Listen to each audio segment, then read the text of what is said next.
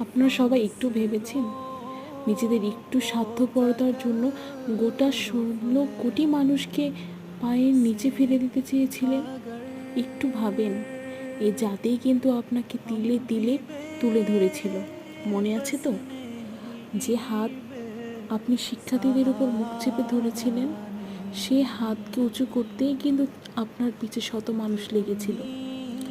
আজ যে শিক্ষকগুলো অন্ধ হয়ে আছে, কবেই যে তারা তাদের এই অন্ধ চোখ ফিরিয়ে নেবে?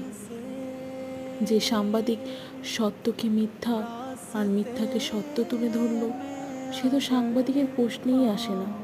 সামান্য সরকারি চাকরির জন্য আপনার বিবেক নষ্ট হয়ে রইল।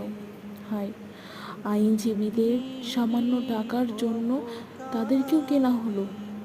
আর ওই যে খেলোয়াড়ের জন্য গোটা বিশ্ব পাগলের মতো হয়ে বেড়াতো, সেও আজ বোবা।